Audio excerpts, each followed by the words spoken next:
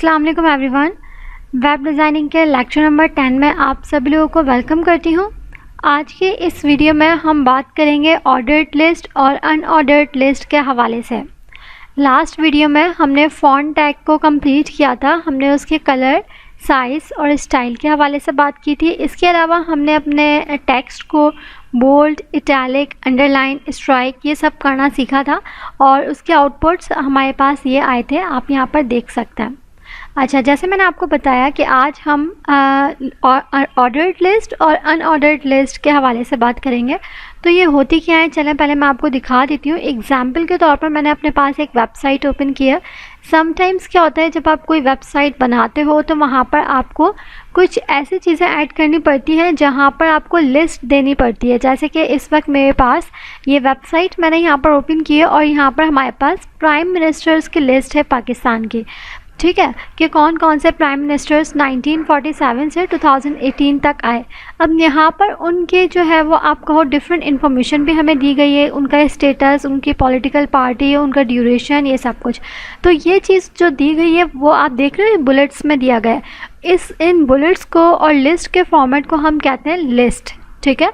अब वो ordered form में भी हो सकती है और अनऑर्डर्ड फॉर्म में भी हो सकती है। तो अगर फॉर एग्ज़ाम्पल अगर आप कोई ऐसी वेबसाइट बना रहे हो या फिर वेबसाइट के अंदर आपका कोई ऐसा वेब पेज है जिसमें आपने कुछ लिस्ट ऐड करनी है, तो वो आप कैसे ऐड करोगे और ऑर्डर्ड लिस्ट और अनऑर्डर्ड लिस्ट कैसे ऐड करोगे, इनका डिफरेंस भी हम देखते हैं।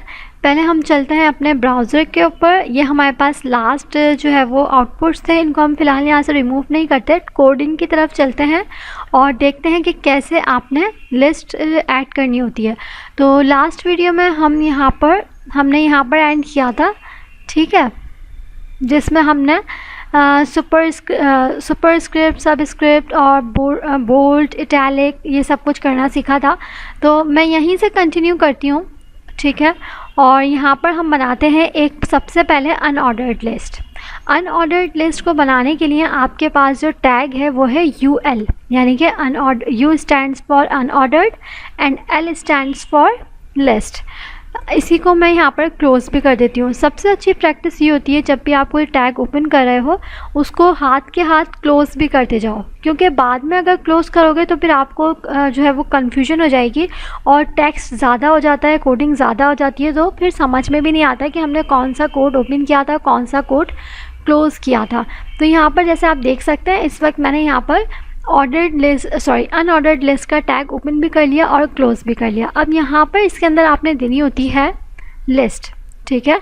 लिस्ट के लिए हमारे पास टैग है LI का, ठीक है। यहाँ पर मैं लिस्ट देना चाह रही हूँ और लिस्ट को मैं जैसे जैसे मैं बनाती जाऊँगी उसको वहाँ पर क्लोज़ भी कर दी जाऊँगी। पहली लिस्ट यहाँ पर मैंने ऐड की है, let's say for example Pakistan.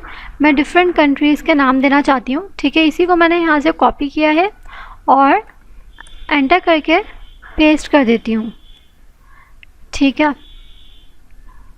और यहाँ पर सेकंड लिस्ट का सेकंड जो नाम है कंट्री का वो यहाँ पर मैं दे रही हूँ अमेरिका, ठीक है।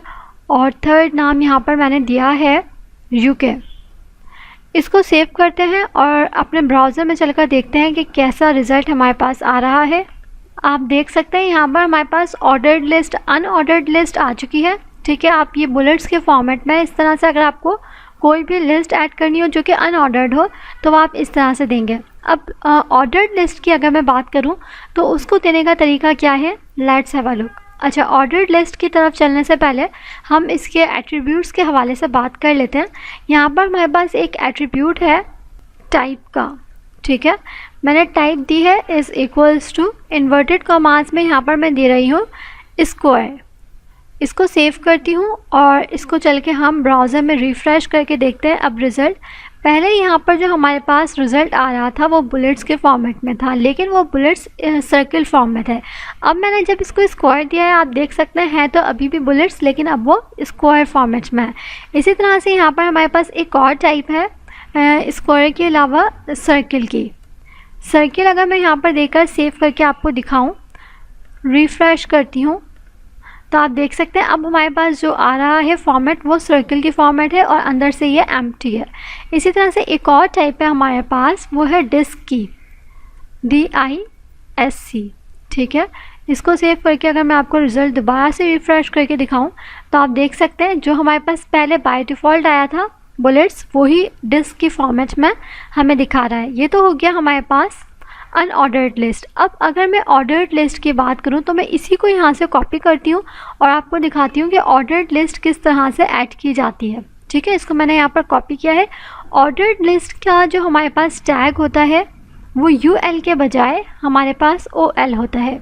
OL stands for, O stands for ordered and L stands for list. हमने OL को ओपन किया है, OL को क्लोज़ किया है, बाकी अंदर का फॉर्मेट सेम है, ठीक है।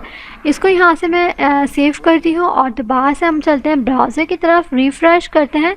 अब आप देख सकते हैं ऑर्डर्ड लिस्ट हमारे पास आई है। ऑर्डर्ड लिस्ट में ये फ़र्क है कि यहाँ पर हमारे पास नंबरिंग होती है, जबकि अनऑर्डर्ड लिस्ट में हमारे पास नंबरिंग नहीं बल्कि बुलेट्स होता है। तो ये डिफरेंस है इन दोनों का, और इन दोनों को जो है वो ऐड करने का तरीका बहुत सिंपल है। ऑर्डर्ड लिस्ट के लिए आप OL का टैग यूज़ करते हो और अनऑर्डर्ड लिस्ट के लिए आप UL का टैग यूज़ करते हो। उम्मीद करती हूँ ये वीडियो क्लियर हो गई होगी। वीडियो से रिलेटेड अपना फीडबैक शेयर ज़रूर कीजिएगा। कोई डिफ़िकल्टी क्यूरी क्वेश्चन हुआ करे तो आप डायरेक्टली कमेंट बॉक्स में पूछ सकते हैं, हम कोशिश करेंगे आपके क्वेश्चंस की रिप्लाई करने की। मिलेंगे नेक्स्ट वीडियो में, अपना ख्याल रखिएगा। अल्लाह हाफ़िज़।